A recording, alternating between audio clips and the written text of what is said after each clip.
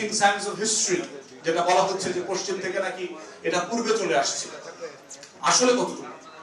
এবং সেই শিফটিং স্যান্ডসের যে ন্যারেটিভ তৈরি হচ্ছে সাউথ ইস্ট এশিয়া বেস, সেইখানে বাংলাদেশ কোথায় অবস্থান নেবে? অবস্থান নেবার মোটা দাগে জায়গা হচ্ছে, যদি সত্য সাপেক্ষে আমার পজিশনিং করতে হয়, তাহলে বুঝতে হবে যে ইমিডিয়েটলি আমার সিকিউরিটি, আমার সফরেনিটি, আমার ফ্রিডম, আমার ইন্ডিপেন্ডেন্সের বড় শত্রুকে কে আমার আকাশ সীমা, আমার স্থল সীমা প্রতিদিন অথবা চাইলেই লঙ্ঘন করতে পারে, সেটা হচ্ছে বার্মা এবং ভারত। তাহলে আমার ফরেন পলিসির প্রথম জায়গাটা হইতে হবে এই দুইটা রাষ্ট্র সাপেক্ষে, আমার শত্রু সাপেক্ষে, আমার জমি, আমার আকাশ, আমার জলসীমা সাপেক্ষে। আর দ্বিতীয় হচ্ছে আমার ফরেন পলিসির বেসিস হইতে হবে হচ্ছে স্বার্থ সাপেক্ষে। এই স্বার্থ সাপেক্ষের জায়গাটা কোথায়? যে আমি ধরেন জেসুমিয়া সাইন করব কিনা, আকসা সাইন করব কিনা, যে আমেরিকান যে আমাদেরকে দুইটা চুক্তি সাইন করবার ব্যাপারে বহুদিন থেকে বলছে, এটার মধ্য দিয়ে কিন্তু আমি একটা নর্থ আমেরিকান ফ্রি ট্রেড এগ্রিমেন্টের জায়গায় পৌঁছতে পারবো। এই পৌঁছতে পারার মধ্য দিয়ে আমার কি সিকিউরিটি, সফরেনিটি কম্প্রোমাইজ হবে, ইয়েট আমার বিলিয়নস অফ ডলারের এঙ্গেজমেন্ট হবে, চাকরি বাকরি হবে, এফডিআই আসবে, ব্যাপারটা কিরকম? আবার হচ্ছে যে স্বার্থ সাপেক্ষে চায়নার সাথে আমার সম্পর্ক কি হবে?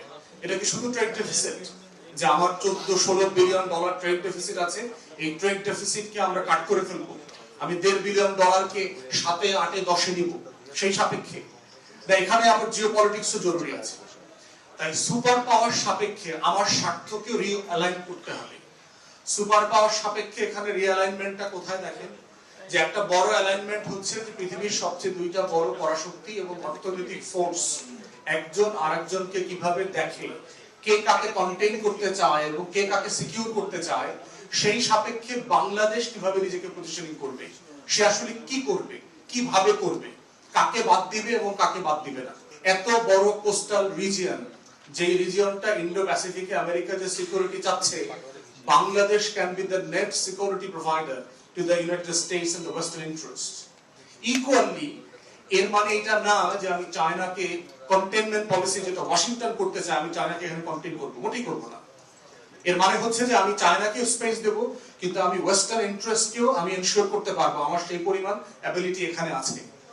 তাহলে 5টা যে এনগেজমেন্ট পয়েন্ট বলছে যুক্তরাষ্ট্র, যে 5টা পয়েন্টের উপরে ভিত্তি করে সে বাংলাদেশের সাথে আইপিএস এ এনগেজ হবে, সেই 5টা পলিসিতে আমার পজিশন কি, আমি কি বলছি, আমি কি করব এবং কি করব না, সেই বিষয়ে বাংলাদেশ রাষ্ট্রের এখন পর্যন্ত এবং রাজনৈতিক দল আমাদের কালেক্টিভলি পজিশনিং করতে আমরা এখনো ফেল করেছি। তাই বাংলাদেশ 2 এর লড়াইটা কিন্তু শুধুমাত্র ফরেন পলিসির লড়াই না, কারণ হচ্ছে এটা রিপাবলিক হয়ে উঠবার লড়াই, রিপাবলিক করবার লড়াই।